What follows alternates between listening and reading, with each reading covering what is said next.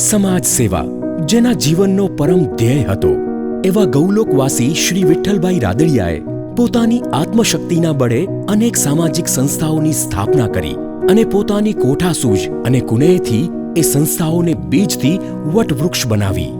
વિઠ્ઠલભાઈના નિસ્વાર્થ જતન અને સમાજ પ્રત્યેની ખેવના થકી આ સંસ્થાઓ સમાજના દરેક તબક્કાના માણસને લાભ આપવા સક્ષમ બની.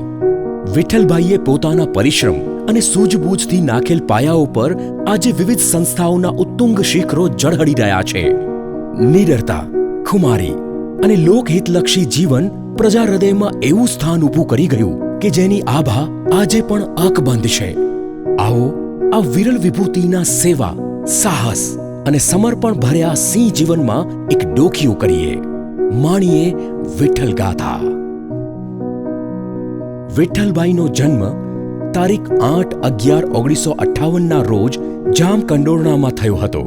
પિતા શ્રી હંસરાજભાઈ અને માતા નંદુબેને બાળપણથી જ નિડરતા અને સાહસના સંસ્કારોનું સિંચન કર્યું. અનેક અવરોધો અને અભાવો વચ્ચે વિઠ્ઠલભાઈએ BA સુધીનો અભ્યાસ પૂર્ણ કર્યો. નેતા બનવાના ગુણો પ્રાથમિક શાળાના અભ્યાસ દરમિયાન જ ખીલવા લાગ્યા હતા. પરગજુ વૃત્તિ અને આગેવાનીના ગુણ સાથે મળતા એ દિશા એમને રાજનીતિ તરફ દોરી ગઈ. લોકોની વચ્ચે જ રહીને લોકોની સેવા કરવાનો, પડકારોને સામી છાતીએ ઝીલવાનો અને સામા પ્રવાહે તરીને પાર ઉતારવાનો એમનો સ્વભાવ ઈસવીસન 1987થી જામકંડોરણા મંડળીના પ્રમુખ પદથી લઈને સાંસદ સભ્ય સુધીની સફર દરમિયાન કાયમ રહ્યો. એ મિજાજના આપણે સૌ સાક્ષી છીએ. આંતરિક કોઠાસૂઝની તાત્કાલિક નિર્ણય શક્તિ અને લીધેલ નિર્ણયમાંથી પાછા ન હટવાનું એનું મજબૂત મનોબળ એમને બીજાથી અલગ પાડી ગયું. કોઈ પણ રાજકીય વારસો કે ભૂતકાળ નહીં ધરાવતા એક સામાન્ય ખેડૂત પરિવારના દીકરાએ એવડી સામાજિક અને રાજકીય કારકિર્દી ફેલાવી કે જેનો છાયો અડધા સૌરાષ્ટ્રને પહોંચ્યો.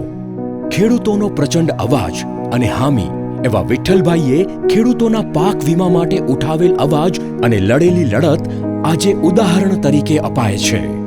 પોતાની આગવી રજૂઆત કરવાની શૈલીથી રાજકોટ જિલ્લામાં વધારેમાં વધારે ખેડૂતોને પાક વીમો અપાવ્યો અને ખેડૂત નેતા તરીકેનું લાડકું બિરુદ પામ્યા. ઈસવીસન 1992માં પછાત ગણાતા જામકંડોરણા તાલુકામાં 10,000 વિદ્યાર્થીઓ અભ્યાસ કરી શકે તે હેતુથી લેઉવા પટેલ કન્યા છાત્રાલય, કુમાર છાત્રાલય અને ધોરણ 1થી કોલેજ સુધીના અભ્યાસની સુવિધા ઊભી કરી. ત્યારબાદ વાલીઓની માંગને ધ્યાનમાં રાખીને 2010માં રાજકોટ શહેરમાં ગોંડલ રોડ પર 2,500 વિદ્યાર્થીઓ અભ્યાસ કરી શકે તેવા 12 માળના 2 અદ્યતન ટાવર ઊભા કર્યા.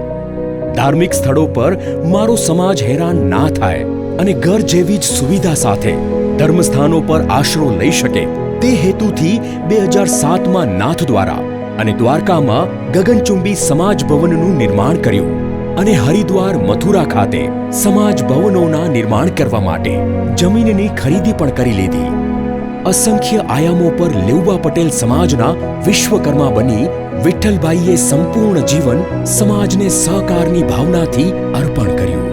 શ્રીનાથજી બધું સારું કરશે શ્રદ્ધાએ વિઠ્ઠલભાઈએ હજારો હૈયાઓને હારતા ઉગાર્યા છે અને લાખો લોકના હૃદયને જીત્યા છે.